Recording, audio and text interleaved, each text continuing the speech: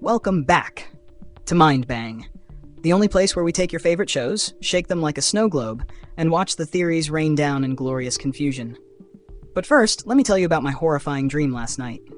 So I'm just chilling, minding my own business, when suddenly, a unicorn made of candy and lies bursts into my room. Its mane was made of cotton candy, its hooves were gumdrops, and its eyes? Pure, soul-crushing deception. It whispered sweet nothings about how Season 2 will answer everything, and then it bit me. I wake up in a cold sweat, only to realize, oh wait, it's Severance Season 2 finale day. So yeah, that explains it. Anyway, let's talk about what just went down in Episode 10, Cold Harbor. If you're still reeling from that ending, same. This episode gave us a lot, but also just enough mystery to make us collectively lose our minds for another 2 years. So, what does it all mean? Where does Severance go from here? And did we just witness the wildest twist yet? Let's break it down. The finale in a nutshell. Alright, so in true Severance fashion, we got some answers, but even more brain-breaking questions. Here's what happened. Mark is in full-on rescue mode. He's trying to get Gemma out of Lumon's clutches, but let's be real, nothing is ever that simple. Dylan made a huge sacrifice. My guy held those switches like his life depended on it. Which, let's be honest, it kind of did. Helly's rebellion hit a new level. She's not just against Lumon, she wants to burn the whole place to the ground. Kier Egan's influence is creeping in more than ever, the culty vibes are off the charts. And then there's Ms. Coble. What is she up to? By the time the credits rolled, I was left staring at my screen like, excuse me? That's IT? But don't worry, we're about to go deep into the wildest theories the internet has cooked up. The biggest fan theories after the finale. Alright, here's what people are saying, and trust me, some of these are absolutely unhinged. 1. The Four Tempers theory. Are they brainwashing employees with emotions? You remember those four tempers? Lumon is obsessed with woe, frolic, malice, and dread. Yeah, it turns out they might not just be some old-timey philosophy. What if Lumon is actually using these to control employees? Think about it. Each employee gets assigned a temper, and their experiences at work are tailored to keep them in that state. This would explain why Irving is constantly suffering, why Helly is always fighting back, and why Milchick is so creepily cheerful. It's all by design.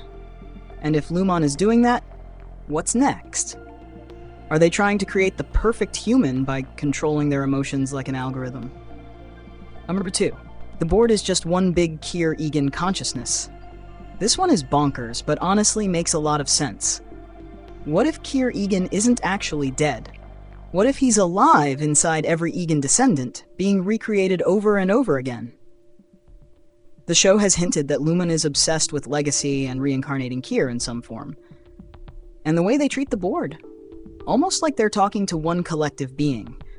So if Helena Egan or even Mark is supposed to be the next host for Kier, we might be seeing his consciousness take over a living person by Season 3.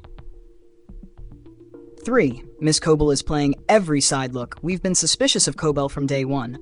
But after this finale, it's official. She's not just playing both sides. She's playing every side. One moment, she's Lumon's most loyal soldier. The next, she's sneaking behind their backs. She's obsessed with Mark and Gemma, but why? Is she a rogue agent trying to take down Lumon from the inside? Or is she the true villain? Way worse than we ever imagined. Side note, if Miss Coble ever knocked on my door in real life, I'd simply evaporate on the spot. That woman is terrifying. The 4. Are the employees just lab rats? Alright, this one is truly disturbing. What if the severed employees are not even real people in the way we think?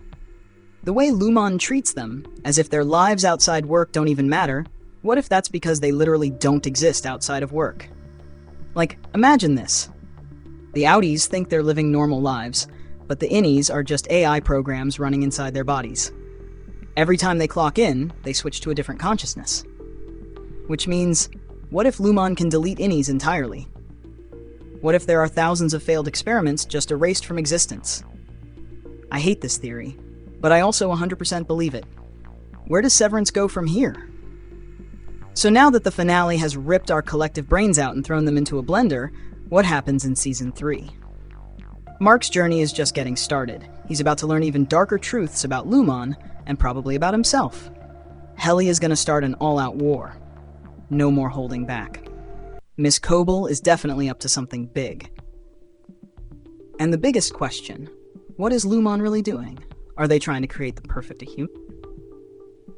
Are they trying to live forever? Are they playing God? All I know is we need Season 3 immediately. Final thoughts. Alright folks, that's a wrap on Mind Bang. If your brain is still intact after that finale, I don't know how. Mine is currently being processed in the Lumon basement. But before you go, hit that like, subscribe, and share button. Because if you don't, Miss Coble is going to show up at your house and start rearranging your furniture in unsettling ways. You've been warned. Let me know your wildest theories in the comments. Until next time, stay severed, but not too severed.